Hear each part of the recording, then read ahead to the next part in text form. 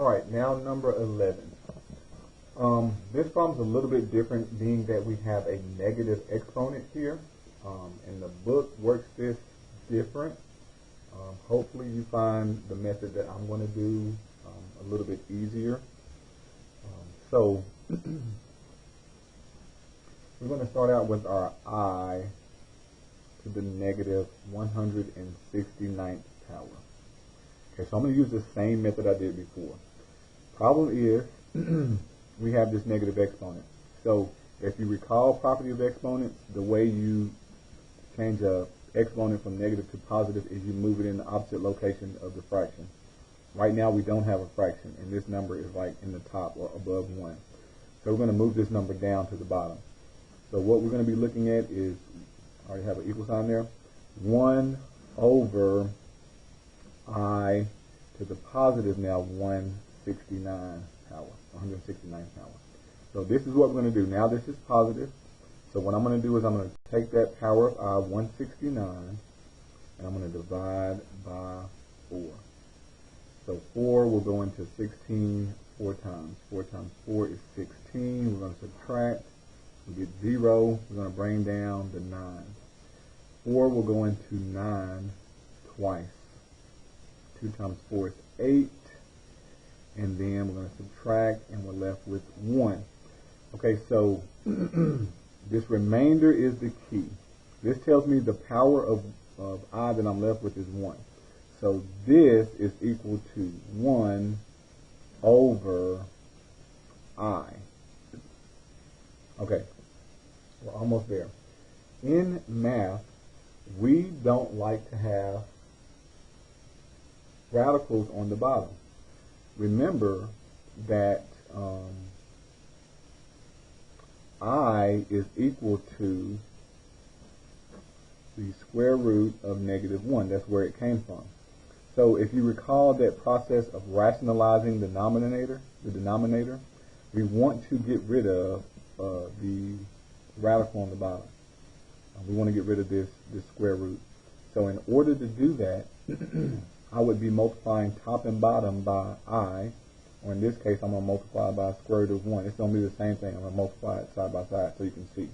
I just turned it to a square root so you can see the reason why we're doing this.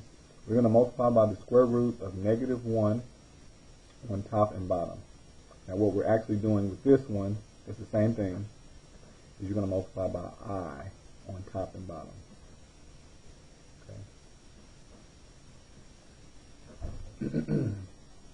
This becomes I on the top, and on the bottom we get I squared. And then over here I'm just showing you numeric form. This is square root of negative 1, and square root times square root will be square root of negative 1 squared. Okay? And then what is the square root of negative 1? Well, it's imaginary 1, or I. And when you square root, you end up with negative 1. And then if I divide by negative 1, when you divide by 1, it stays the same, but you just end up with a negative I. And we get the same thing here. So remember, I squared is negative 1. So this is I divided by negative 1. And when you reduce that, you just get negative I. So you have to rationalize the denominator here. I hope you can follow that and it makes sense. But the answer to this problem is negative I. You still take that power, divide by 4. Your remainder is the key. Once you get your remainder, you know what that is equal to. Because you have a square root on the bottom, which I'm showing you here, I is the square root of negative 1. You have to rationalize the denominator because we don't want that on the bottom. And once you do that, you get I over the square root of negative 1, which is just equal to negative I.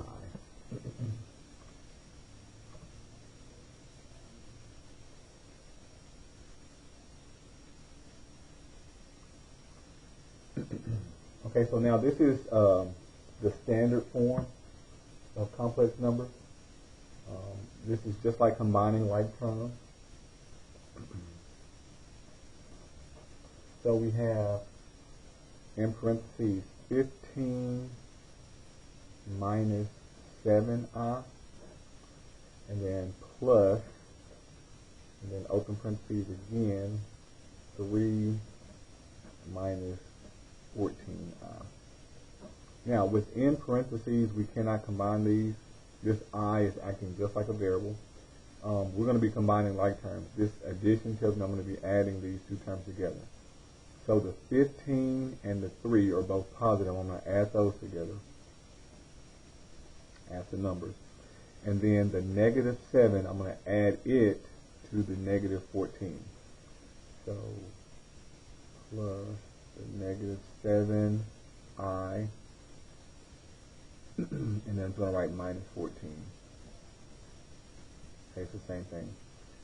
You can say plus a negative or just write minus. It's going to be the same. When I add these two together, we get 18. When I combine these two, they're both negative, but I'm adding and subtracting, so I'm going to add them together because they have the same sign. So it's going to give us a negative 21i. Now, the standard form is to put the real number out front, the imaginary part at the back, so this is good.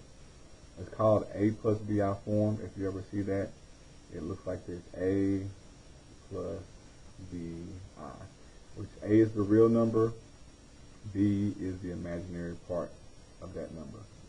So you always want to write them like that. So this is 18